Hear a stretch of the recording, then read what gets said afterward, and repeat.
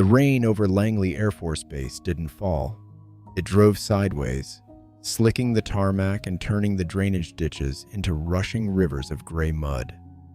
In the middle of the storm, a pair of pristine black leather flight boots stepped squarely onto a patch of wet olive drab canvas. The heavy heel ground down, using the fabric as a doormat to scrape away a smudge of runway grease. Fiadui cheek botda beneath that boot wasn't a rag. It was the hem of an oversized military flight jacket, and inside that jacket was 11-year-old Toby. "Watch where you're splashing your broom, garbage boy," Lieutenant Leo sneered, his laughter cutting through the roar of a distant jet engine. With a casual flick of his fingers, Leo struck a small, rusted piece of metal that had fallen from the boy's pocket, sending it skittering off the concrete and straight into a deep Vung Bun Den pool of black mud. "Keep your trash out of my way." The young pilot walked toward his sleek vehicle, leaving the boy on his knees in the downpour. They looked at the giant jacket swallowing the child and saw a pathetic joke. They saw the rusted metal and called his missing father a coward who left behind nothing but junk. But they didn't know that the numbers Theo Tren Koau, embroidered on that collar, belonged to a ghost who had rewritten history in the clouds. And that ruined piece of metal in the mud was the only reason their 4-star general was still drawing breath. Langley Air Force Base was a fortress of sound and steel. All day long, the sky tore open as F-22 Raptors sloped skyward, their afterburners leaving white-hot scars against the gray Virginia clouds. The air always smelled of heavy jet fuel, burnt rubber, and prosperity. It was a place where America sent its finest, most polished sons to conquer the air. But just outside the main security gate, where the high-voltage chain-link fence met the gravel shoulder of the highway, lived Toby. Toby was 11 years old, but he carried himself with the heavy, quiet posture of an old man. He was small for his age, an orphan with ribs that showed through his shirt and hands that were perpetually stained with grease and road grit. But nobody ever noticed Toby's face. They only noticed the jacket. It was an authentic heavy-duty CWU-45/P flight jacket, colored a faded sage green. It was designed for a grown man, a pilot with broad shoulders and a chest built to withstand G-force. On Toby, it was an entire tent. The shoulder seams hung all the way down to his elbows, the heavy knit waistband wrapped twice around his skinny waist, and the hem dragged in the gravel like a tragic royal train. The sleeves were the worst part. Toby had to roll them back 5 times just to let his small, dirty fingers peek out so he could hold his broom. To the soldiers and airmen who drove through the gates every morning in their clean uniforms, Toby was a permanent fixture of the landscape. They called him the Scarecrow. Every morning before the first bugle call, Toby would walk from the abandoned shipping container where he slept on a pile of old blankets, carrying a plastic bucket and a squeegee he'd found in a dumpster. He made his living in quarters and dimes, washing the salt and road grime off the windshields of the officers' cars as they waited for the security guards to clear their clearance badges. It was a life lived in the margins, a daily gauntlet of indifference. Siquan di qua, officers passing by, rarely rolled down their windows. They just tossed a coin onto the wet pavement and kept their eyes fixed on the base inside. Toby never complained. He would slide his oversized sleeves back, drop to his knees, and retrieve the coin from the dirt, placing it carefully into a small tin can he kept in his deep pocket. The jacket wasn't a fashion statement. It was his sanctuary. It was the only thing Toby owned that connected him to a time when he had a name, a home, and a father. 5 years ago, Captain Jonathan Thorne had walked out the door of their small apartment, wearing this exact jacket. He had knelt down, hugged Toby so hard it hurt, and whispered, "I have to go keep the sky safe, buddy. If I'm late coming back, you wear this. It's got my warmth in it." Jonathan never came back, His name had been scrubbed from the active rosters after a classified mission over the desert went black. The government sent a form letter saying he was missing in action, but in a town like Langley, where success was measured in promotions and medals, missing was quickly translated by the gossips into something uglier: failure, desertion, cowardice. Toby didn't believe them. Every night, inside the dark shipping container, he would pull the giant jacket over his head. The nylon still smelled faintly of old wool, high-altitude oxygen, and the specific hydraulic fluid of a cockpit. The smell of his father. Inside that green shell, the cold wind couldn't touch him, and the cruel words of the town couldn't reach his ears. "Hey, Scarecrow, move your nest."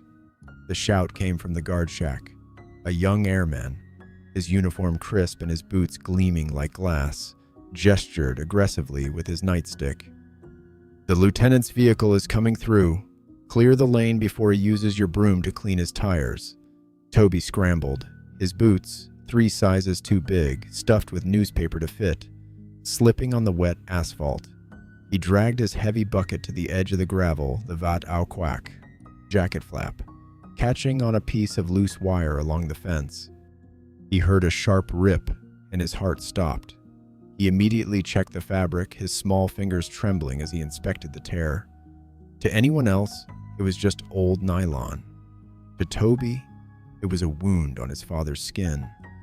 He pulled the jacket tighter around his small chest, standing in the freezing rain as a sleek silver sports car idled at the gate. Inside the vehicle, the heater was running and music was playing. The driver was Lieutenant Leo, the golden boy of the 71st Fighter Squadron, a man who had never known a day of hunger or a night without a ceiling. Leo rolled down his window just an inch, tossing a half-eaten breakfast sandwich out into the rain right at Toby's feet. "Clean the mud off my rear tire, kid, and do it fast. I have a briefing with the general in 20 minutes. Toby looked at the sandwich in the mud, then at the arrogant smile on the young pilot's face. He didn't want the food, and he didn't want the money, but he knew that, out here, the uniform always won.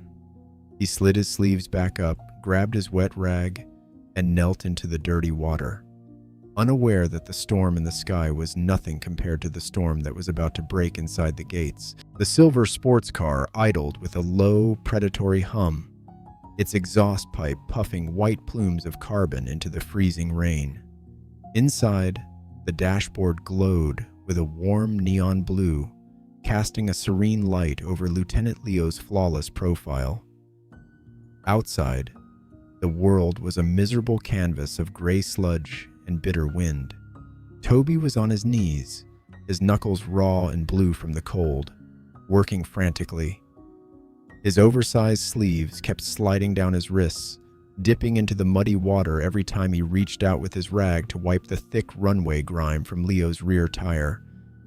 Toby's breath came in small, ragged puffs. He was shivering so violently that his teeth clicked together, a sound drowned out by the steady thud-thud-thud of the base's perimeter generators. He squeezed the dirty rag with his fragile hands, trying to clear the last streak of clay from the silver rim. Then, the sports car's door swung open with a sharp hydraulic hiss. Leo stepped out, his immaculate white dress uniform contrasting sharply with the bleak afternoon. He didn't look down at the child. He was busy adjusting the gold aviator sunglasses perched on the bridge of his nose despite the lack of sun. But as his right foot hit the gravel, his mirror-polished leather flight boot caught the edge of Toby's plastic bucket. The bucket sloshed. A single dark drop of muddy water jumped from the pool and landed directly on the pristine white leather toe of Leo's boot. The silence that followed was more terrifying than the roar of a jet engine. Leo stopped. He looked down at his boot, his gaze tracking the small brown smudge of dirt. Then slowly, his eyes moved to Toby. The arrogant, casual smile vanished from the young pilot's face, replaced by a cold, aristocratic fury. "What did you just do, Scarecrow?" Leo's voice was dangerously quiet, cutting through the sound of the falling rain. I'm sorry, sir," Toby stammered, his voice cracking with fear. He instantly dropped his rag and tried to wipe the water away with his bare hands. "It was an accident. The wind. I didn't mean to." "Get your filthy hands off me," Leo snapped. Before Toby could pull back, Leo reached down, his gloved hand gripping the heavy collar of Toby's oversized flight jacket. With a single violent jerk, Leo hoisted the 11-year-old boy off his feet. Toby gasped, his boots dangling inches above the pavement. The massive jacket bunched up around his chin, swallowing his small face entirely. To the guards watching from the security shack, it looked like a grown man shaking an empty set of clothes. "Do you have any idea how much this uniform costs?" Leo hissed, his face inches from Toby's. "My father had this fabric imported for my Thang Chuck promotion ceremony today, and you just ruined it with your gutter water." "I'll clean it, sir. Please, I'll clean it," Toby begged, tears finally spilling over his cold, reddened cheeks, mixing with the rain. Leo looked at the dirty, grease-soaked rag in Toby's bucket, then looked back at the boy. A cruel, calculated smirk began to form on the lieutenant's lips. He lowered Toby back to the ground but didn't release his grip on the collar. Instead, he shoved the boy downward, forcing him back onto his knees right beside the soiled boot. "You're right. You will clean it," Leo whispered, his voice dripping with malice. "But you aren't using that disgusting rag.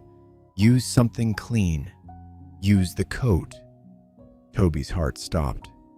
He looked down at the vat auquac, jacket flap, of his father's bomber jacket. It was the only piece of fabric that wasn't covered in road grease. It was the lining that still held the faint, faded scent of his father's skin. "Please, sir, no," Toby whispered, his voice trembling with a desperate, sudden bravery. He wrapped his small arms around his chest, trying to pull the fabric away from Leo's reach. "Mac cheek aune. Nakahoy kuchachao. Wearing this jacket, it holds my father's warmth. Please don't make me use it for dirt." "I don't care about your dead daddy's rags," Leo snarled. He grabbed the thick nylon hem of the oversized jacket and yanked it forward. Toby resisted, digging his oversized boots into the gravel, crying out as the coarse fabric scraped against his neck. In the brief, desperate struggle, Leo gave a violent shove. Toby lost his footing, his body sliding across the wet asphalt. As he hit the ground, a heavy, sharp metallic clink echoed against the concrete. Something had slipped out of the jacket's deep interior pocket. It slid across the pavement and rested right between Leo's boots. It was a bare, weathered metal attached to a faded ribbon of blue, white, and red. Despite the rust creeping around its edges, the distinct four-bladed propeller design was unmistakable. It was the Distinguished Flying Cross, one of the highest honors a military aviator could receive. Leo froze. He looked down at the metal, his brow furrowing. He knelt, picking it up by the ribbon with 2 fingers as if he were handling a dead insect. He turned it over, his eyes scanning the crude, hand-etched name on the back. Captain Jonathan Thorne. Toby scrambled forward on his hands and knees, his face pale with panic. "Please, sir, that's mine. That's my dad's. Give it back." Leo held the metal just out of Toby's reach, a mocking laugh bubbling up from his chest. "Jonathan Thorne, you're telling me this belongs to your father?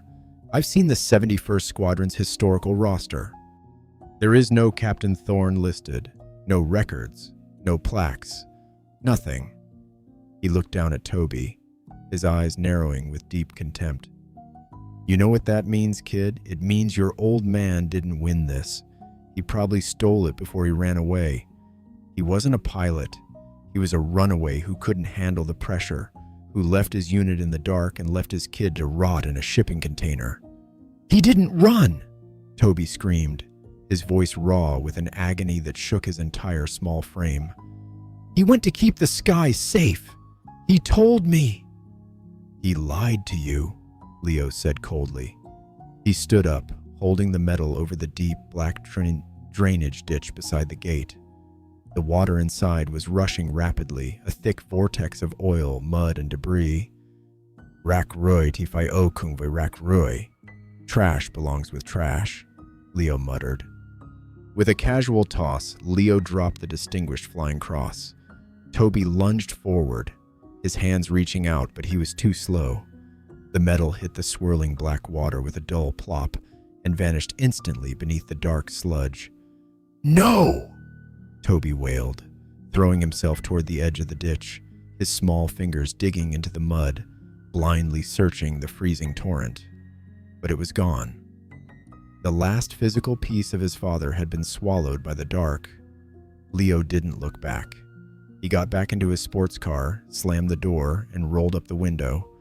The silver vehicle accelerated through the gates of the base, splashing a wave of freezing muddy water over Toby's back as he lay, weeping into the drainage ditch. The guards in the shack turned away, closing their blinds to the rain, leaving the boy in the giant jacket entirely alone in the downpour. The freezing mud went deep under Toby's fingernails, cutting into the quick until his hands bled into the oily water. He didn't feel the pain. He didn't feel the ice-cold sludge filling his oversized boots. He was entirely consumed by a manic, desperate panic, his small arms shoved elbow-deep into the dark grating of the drainage ditch. "Come back.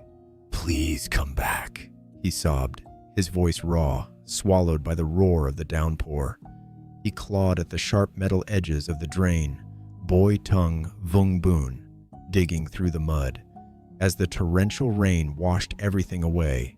But the current inside the pipe was a black vortex, carrying the rusted, distinguished flying cross deep into the underground labyrinth of the base.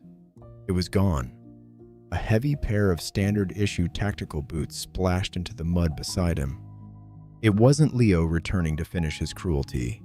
It was Airman Elena. She was the gate guard who had spent the last 20 minutes watching the scene from behind the bulletproof glass of the security shack. She had seen Leo twist the boy's collar. She had seen the metal drop. Protocol dictated she stay at her post, but her conscience had finally broken. She dropped her nightstick into the gravel and knelt directly in the sludge, her pristine digital camo uniform soaking through instantly. She threw her strong arms around Toby's waist, pulling him backward just as his muddy boots slipped, preventing him from sliding headfirst into the rushing torrent of the open pipe. "Toby, stop. Let it go, buddy. You're going to slide in," Elena yelled over the thunder, her voice thick with a mixture of anger and heartbreak. "No, I have to find it. It's my dad," Toby shrieked, kicking his legs, his small fists flailing against Elena's armored vest. His oversized sleeves were heavy with gallons of trapped water, pulling his upper body down like lead weights. "He threw it away. He said my dad was a runaway. He said he didn't win it." Elena didn't argue. She simply pulled him closer, pinning his shaking body against her chest until his resistance crumbled into pure, exhausting grief. Toby buried his face into her shoulder, his tears hot against her cold neck. For a long minute, they sat together in the mud, the uniform of the United States Air Force holding the broken child of its forgotten hero. Elena looked down into the black grate. The water was flowing at maximum capacity, thick with jet fuel, rainbow slick. No one could survive that current, let alone a piece of rusted metal. She reached up and pulled the massive hood of the flight jacket over Toby's head to shield his face from the stinging rain. As she did, her thumb brushed against the inside collar.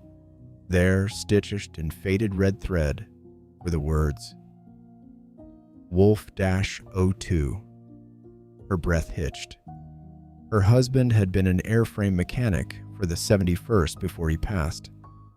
She had heard the rumors about the Black Flight 5 years ago, the mission where a wingman allegedly turned tail and ran, leaving his commander to die. She had heard the name Captain Thorne whispered in bars as a cautionary tale of cowardice, but looking at Toby's devastated face, looking at the raw agony in his eyes, she knew the rumors were a lie. Cowards didn't raise children who would drown themselves in a sewage ditch just to hold onto a memory. "Listen to me, Toby," Elena said, her hands gently grabbing his face, forcing him to look at her through the rain. "Lieutenant Leo is wrong. Do you hear me? He's wrong about your father." "But he's a pilot. He has a real uniform," Toby whispered, his lower lip quivering, his eyes glassy with despair. "He said my dad isn't on the wall.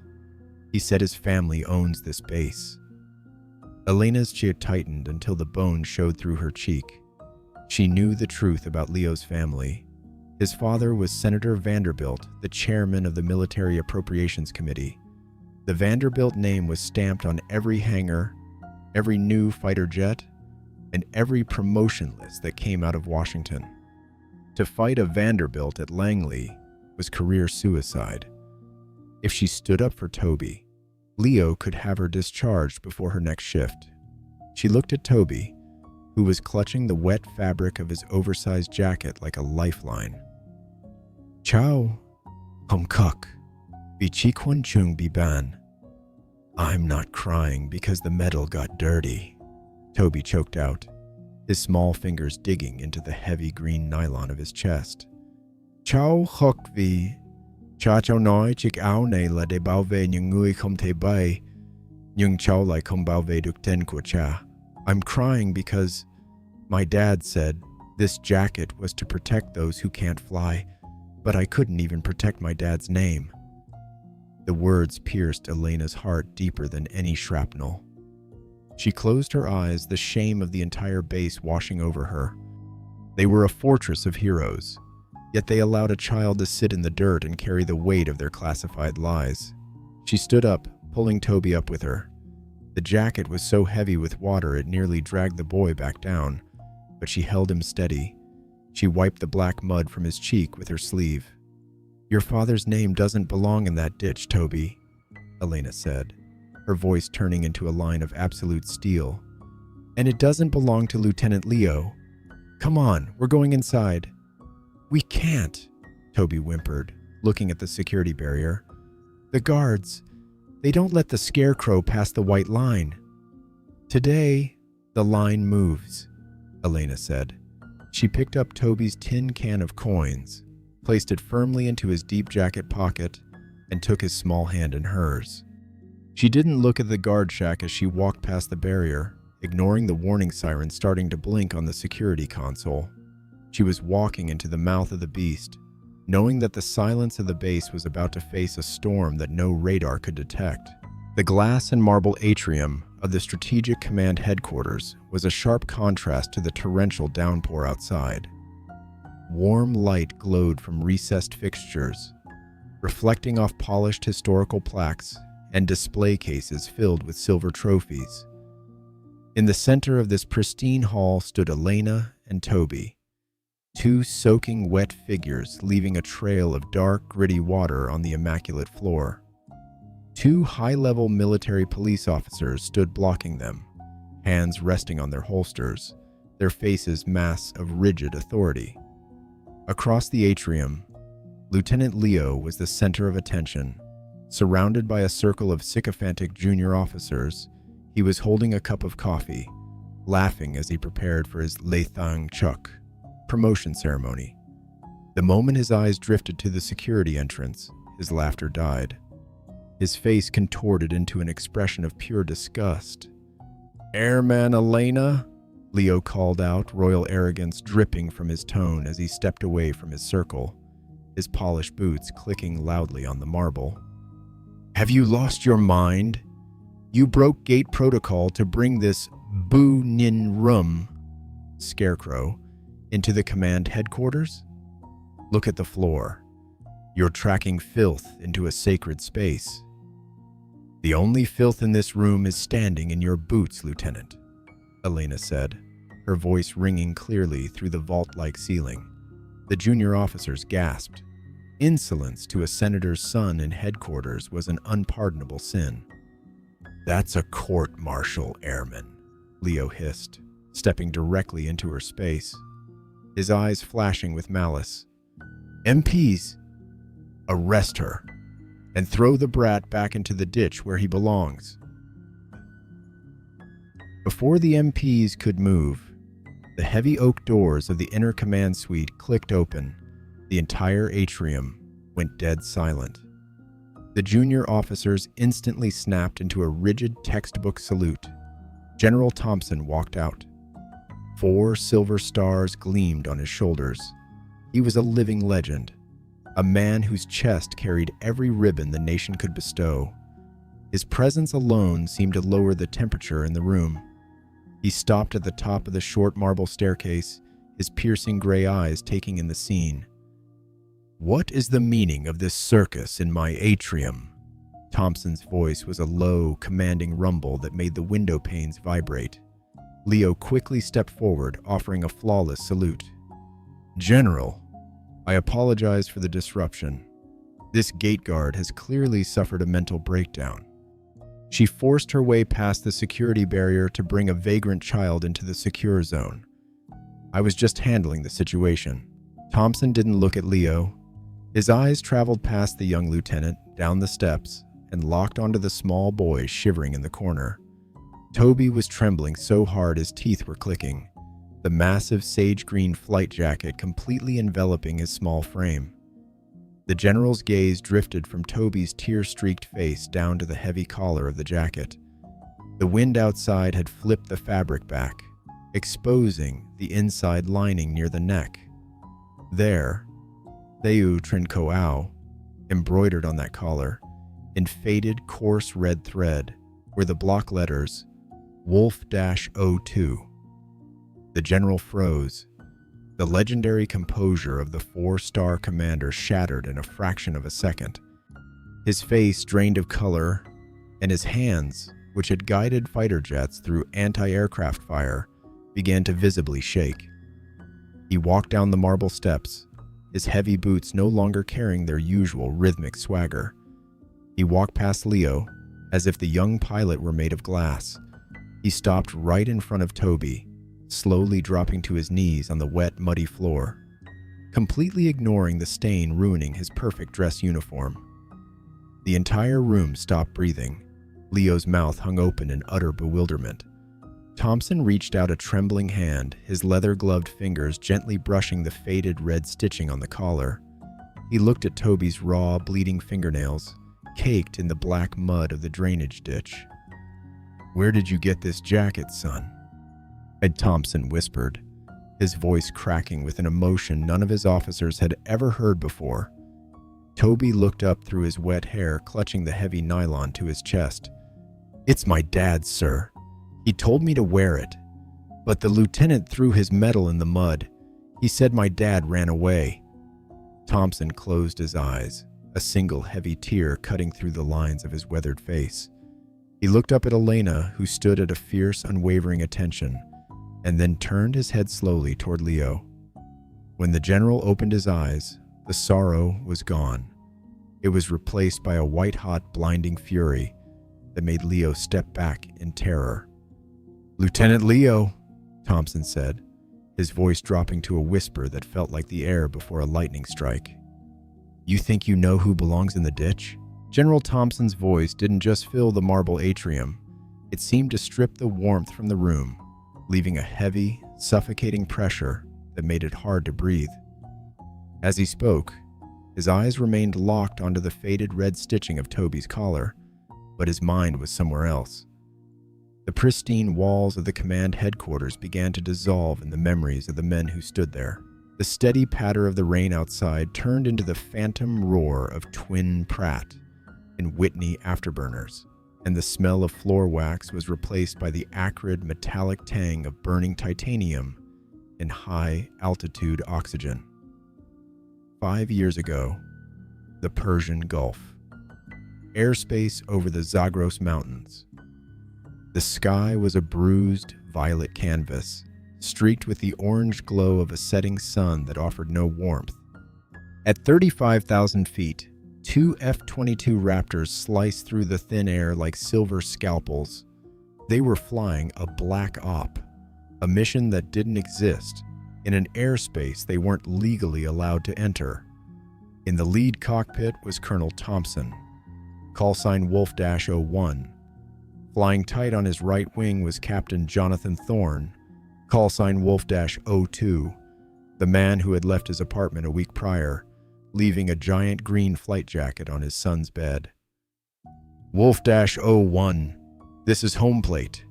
A cold, detached voice crackled through their encrypted headsets. It was Major Elias Vanderbilt, operating from a secure bunker hundreds of miles away. Intelligence indicates the target package has been destroyed. Erase your signatures and return to base. Avoid radar tracking at all costs. Copy. Home plate, Thompson replied, checking his multifunction displays. Wolf Leader is turning to heading. Before he could finish the sentence, a shrill, terrifying audio tone erupted in Thompson's helmet. It was a high-pitched, rhythmic screech, the sound of an enemy radar lock. Sam launch! Sam launch! Jonathan's voice cut through the static, sharp and electric. 2 thermal imaging missiles tracking from the valley floor. Brake left, Leader! Brake left! Thompson slammed the throttle forward, throwing the multi-million-dollar fighter jet into a violent banking turn. But the missiles were modern, fast, and relentless. The first one missed his nose by inches, exploding in a spectacular burst of white phosphorus that blinded his night vision optics. The shockwaves slammed into the tail of Thompson's Raptor, tearing away the left vertical stabilizer and severing the hydraulic lines. The aircraft shuddered violently. Alarms began to blare in Thompson's ears. Hydraulic failure. Engine, twin stall.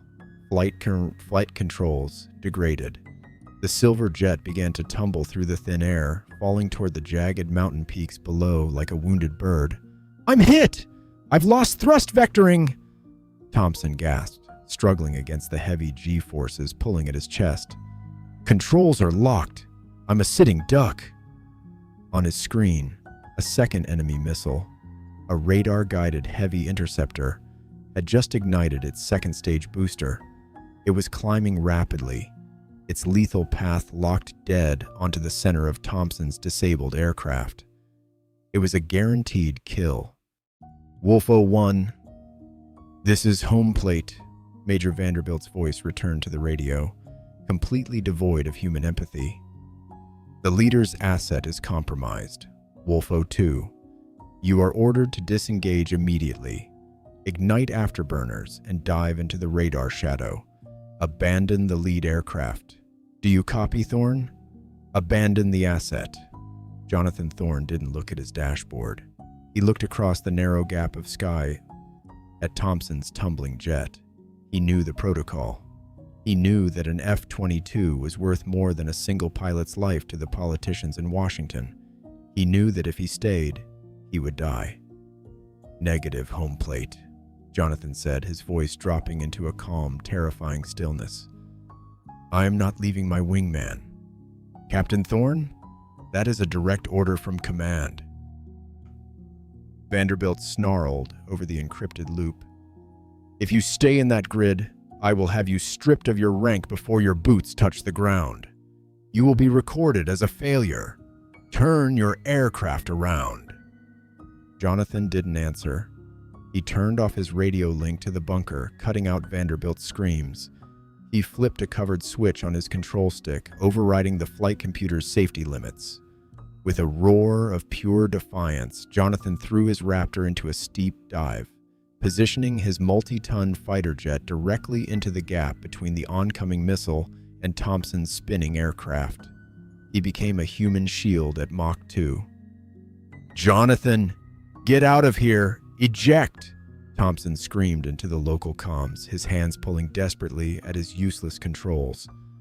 That's an order, Captain. Can't do that, Colonel, Jonathan whispered.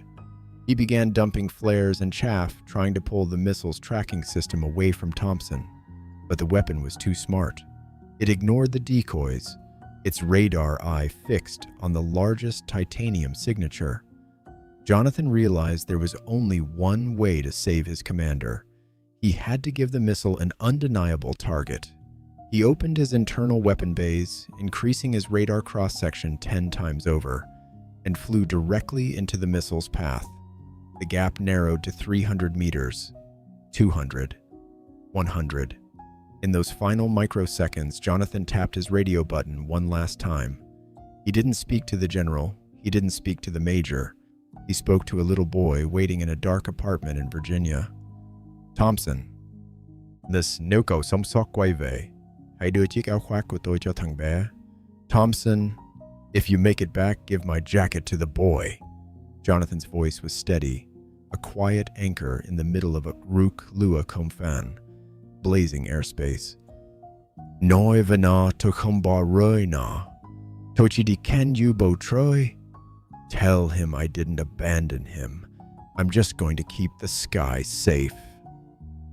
The missile struck Jonathan's F-22 dead center. The sky exploded into a blinding, white-hot sun of detonating jet fuel and tearing metal. The force of the blast was so massive it actually pushed Thompson's disabled aircraft out of the spin, allowing the emergency auxiliary systems to kick in just enough for him to glide across the border into friendly territory. Thompson survived.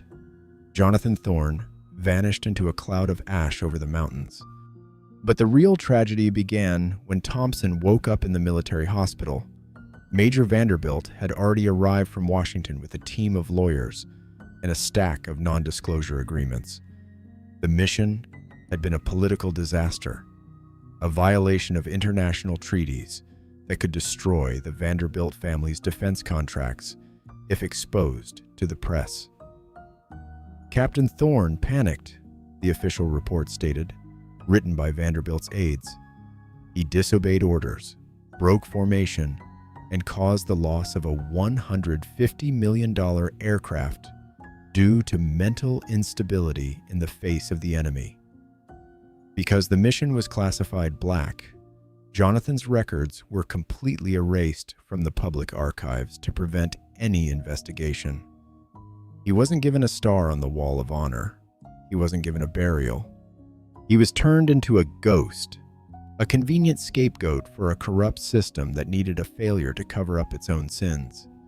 Thompson had fought for years to unlock the files, to clear his wingman's name, but the Vanderbilt family's political machine was an invisible wall that no officer could breach. Until today, back in the command atrium, the general finished his story, his voice cutting off like a dead engine.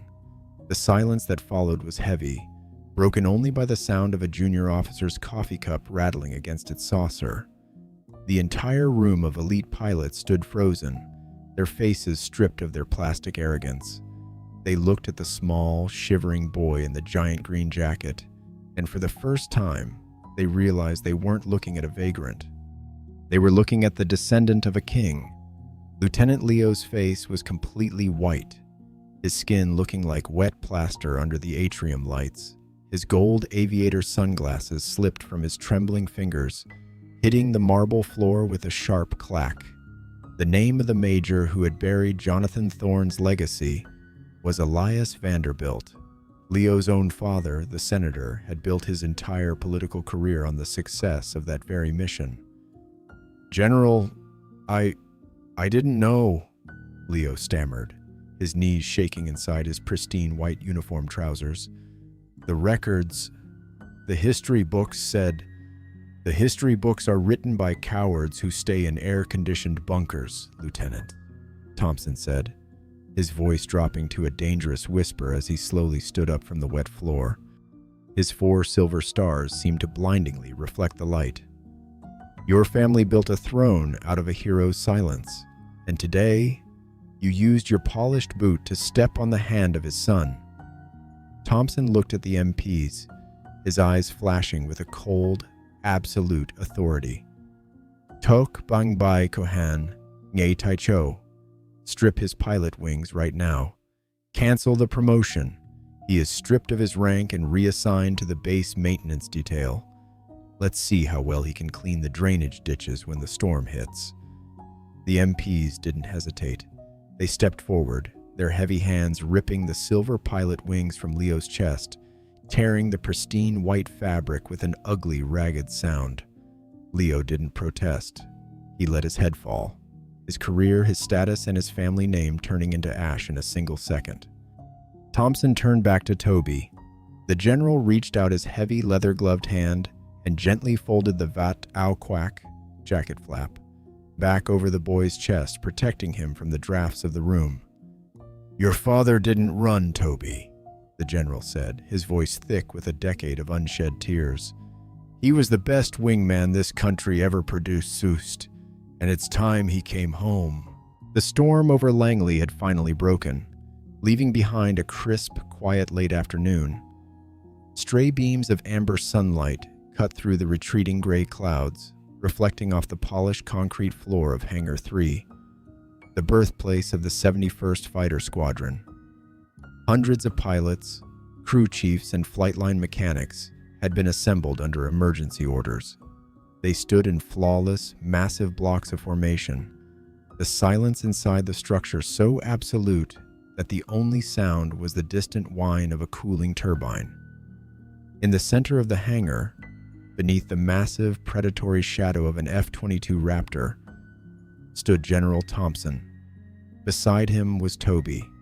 The 11-year-old boy had been cleaned of the black mud, but his frail body was still swallowed by his father's massive green flight jacket. The shoulder seams hung past his elbows, and the rolled-up sleeves bunched at his wrists. But as he stood there, the giant jacket was no longer a punchline. It was a monument of sacrifice. At the very rear of the formation, stripped of his privilege, stood Leo. His pristine white dress uniform was now torn and empty at the chest, where his golden pilot wings had been violently ripped away. The arrogant smirk was entirely gone, replaced by the hollow, terrified stare of a man who had just realized his family name couldn't protect him from the weight of his own dishonor. 5 years ago, a lie was stamped onto a classified file in Washington. General Thompson's voice boomed through the hangar's PA system, a low, vibrating force that commanded the attention of every soul present. They called Captain Jonathan Thorne a failure to protect the political careers of men who have never seen a day of combat. But today, the truth returns to the sky where it belongs. Vidai Tung turned toward Elena. She stepped forward from the side, her spine straight as steel, carrying a velvet tray. Resting on that velvet wasn't a pristine medal from the supply depot. It was the rusted, clay-stained Distinguished Flying Cross, the exact medal Leo had tossed into the drainage ditch. Elena and her security team had spent 2 agonizing hours in the freezing downpour, tearing apart the airfield's drainage grates until their fingers bled to retrieve it. The mud had been washed away, but the deep rust and the hand-etched inscription on the back, Captain Jonathan Thorne, gleamed clearly under the harsh industrial lights of the hangar. Thompson picked up the medal. He didn't ask for a microphone. He walked over to Toby, stopping inches away from the boy. Then, the legendary 4-star general did something that caused a collective gasp to ripple through the ranks of elite officers. He slowly dropped to one knee on the cold concrete floor, bringing his eyes level with the 11-year-old orphan. "Toby," the general said, his voice thick with a decade of unexpressed grief, his gray eyes bright with unshed tears. "Your father finished his flight, and he kept the skies safe. I promised him I would bring his warmth back to you. Today, I return his name to this squadron, and I return your proper place to you." With steady, reverent hands, Thompson pinned the rusted Distinguished Flying Cross directly onto the heavy nylon chest of Toby's oversized jacket. Then, the general stood up. His boots came together with a violent, resounding clack that echoed off the high steel rafters. His right hand snapped up to his brow in a razor-sharp textbook salute. Click, click, click. Like a synchronized wave of steel, the arms of every single pilot, crew chief, and officer in the hangar snapped into place. Hundreds of decorated combat veterans were standing at attention, saluting an 11-year-old boy in a jacket that was 3 sizes too big. The sheer outburst of emotion was overwhelming. Elena openly wept from the sidelines, and the junior officers who had once laughed at the Scarecrow lowered their eyes in deep, silent shame. Toby stood frozen in the center of the massive hangar. He looked at the medal on his chest, then at the sea of uniformed men standing in honor of his father. Slowly, he slid his right hand out from the massive bunched sleeve, exposing his small, scarred fingers, and clumsy but firm, he raised his hand to return the salute. The sight of that giant green sleeve, raised in response to a sea of heroes, was an image that would be burned into the history of Langley Base forever. "From this day forward," General Thompson announced, his hand resting securely on Toby's shoulder, "Toby Thorne is an honorary member of the 71st Fighter Squadron. He will be raised under the personal protection of this command, and his path to the Air Force Academy will be cleared. No one will ever call this child a Scarecrow again." Leo watched from the shadows as the entire hangar erupted into a deafening roar of applause, their cheers echoing like thunder as Thompson led Toby out into the fading sunlight. Leo realized then that the person left behind in the mud wasn't the orphan in the giant clothes. The wreckage was him, the boy who had a senator for a father, but didn't possess a single ounce of a soldier's honor. In a world that is completely obsessed with pristine uniforms, expensive titles, and high-end status, it is incredibly easy to forget the value of the things we cannot see. The arrogant elite at Langley looked at a shivering child swallowed by a giant jacket and saw a pathetic joke, never realizing that the jacket was a sanctuary for the greatest soul their airspace had ever known. Honor doesn't belong to the men with the cleanest boots or the most powerful family connections. It belongs to the ones who are willing to take the fire into their own hands so the innocent can survive. Captain Jonathan Thorne chose to become a ghost to keep his wingman alive, and his legacy found its home right on the chest of his son. Never judge a person by their sun-rotch, worn-out clothes, or the oversized burdens they carry, because some jackets are wide simply because they are hiding a story too massive for the world to handle. If the story of the faithful wingman and the boy at the gate touched your heart today, leave a wingman in the comments section below. Don't forget to subscribe to Hidden Threads so you never miss another journey into the heart of unseen sacrifice. Until next time, keep your skies clear and your soul clean.